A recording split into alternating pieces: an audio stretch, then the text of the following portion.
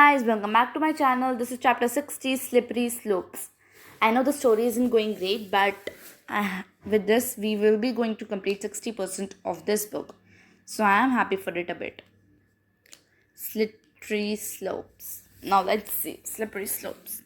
Early the next morning, Mackenzie and I paced around my room, trying to devise a plan. What about the original prints? They are settling all crumpled in the trash right now, and they had some defects, which is why I wanted to reprint them in the first place. Defect is better than no effect. Any chance we can fish them out of the garbage? You think anyone's gonna buy crumpled up prints that literally came from trash?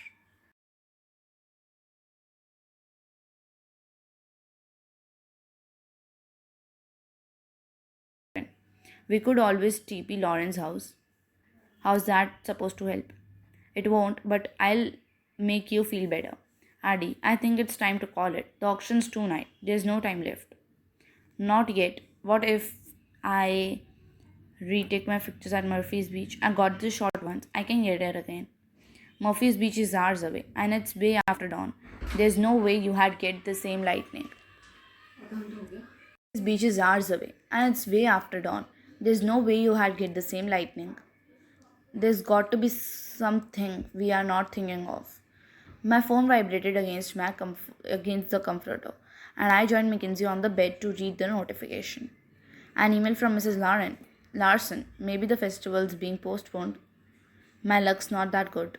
Still, my heart pounded as I opened the email. Addie, I'm sorry to disturb you so early, but I have exciting news. I discussed your work with a few fellow art lovers, and they're excited to see it within their own eyes in the show today. I have a feeling that they'll be willing to make some pretty feasible investments. If you catch my drift, make me proud, Larson. Well, this is bad. Mackenzie whistled as she read over my shoulder. You're right, your luck is never good. I can't let her down, not when she's counting on me like this. I hopped to my feet. I hopped to my feet and went back to pacing, my mind racing a mile a minute. Finally, it hit me. Sunrise isn't the only golden hour. I just need a west facing location, like Salmon Falls, like if I can hike out to the top, if we can get great sunset shots. Good thing it's Saturday and I have nothing better to do. I called Shotgun. What I need more is someone to cover with dad so he doesn't notice his car is missing. Fine, bench me. But we both know it's only cause you're dying to call a certain someone who would love to help. I grabbed a pillow and threw at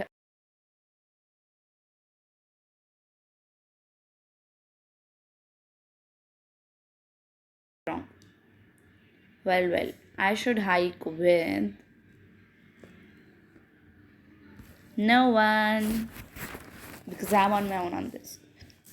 But I have plenty of time to see everyone at Winter Wonderland. I packed mom's old camera gear and prepared for the hike alone. Soon, I parked my dad's car at the foot of the mountains, eyeing the trail ahead as I steeled myself for the hike.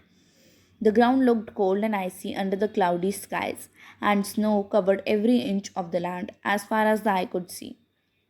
The thing I do is for a good picture. Mackenzie had convinced Dad I was doing last minute Wonderland prep. But if I wasn't back in a few hours, he had be sending a search party after me. No backing down now. Time to get started. With the clock ticking, I tightened my grip on Mom's camera and began crouching my way up the trail. My breath came in short puffs as I hiked, but it was a small price to pay for the view. The way to the top of the cliff was through the icy carving behind the waterfall. I took in the slick wall of ice, the light glinting across its sharp. Whoa, with caves like these, I barely need the waterfall. All this ice is so beautiful. I pulled out mom's camera and snapped a few pictures, but from where I was standing, the angle wasn't quite right. I gotta get closer. I stepped off of the path, my eyes pressed to the viewfinder in search for the perfect shot. Right there. But suddenly there was a loud crack beneath my foot. Ugh. I knew something was gonna happen. A cat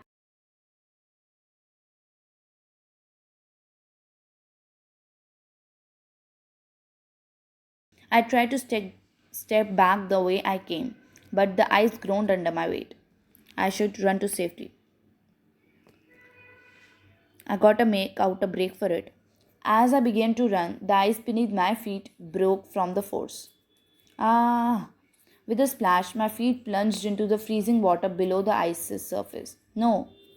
I threw my arms around and gripped a nearby stalagmite just in time to stop my whole body from sinking into the water. By the time I hauled myself to the solid ground, I laid face first in the snow, wet and exhausted, but safe. Note to self, stay on the trail from now on. I took a moment to catch my breath before climbing to my feet and hitting the trail again, this time watching my step as I snapped photos. About half an hour of hiking later, the caves opened up. The waterfall I had been looking for came into the view.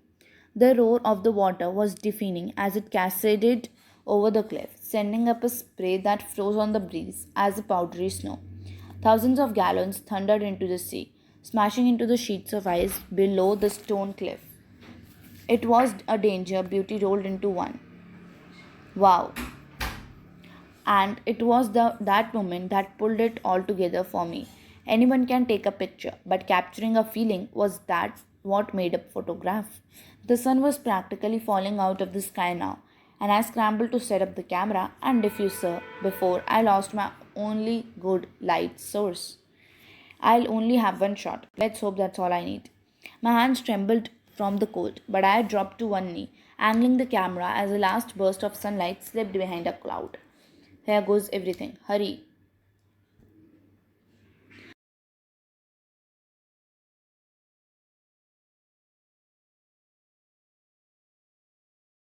Oh my god. A waterfall in December. How is that for Winter Wonderland? It's wonderful. The sun gleamed off the torrent of the water as it plunged down the falls, wild and wonderful and frozen in time.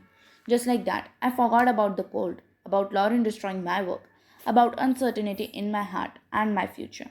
In that moment, I was exhilarated with the image I had caught on film, and it made all my struggles worth it. I did it! As I packed up my gear, I carefully wrapped mom's camera in my backpack. It was fitting that when all else failed, her camera came through. This one's for you, Mom. Winter Wonderland, here I come. I rushed to make it back down the mountain before total darkness set in. I had photos to develop, money to raise, and a festival to get ready for.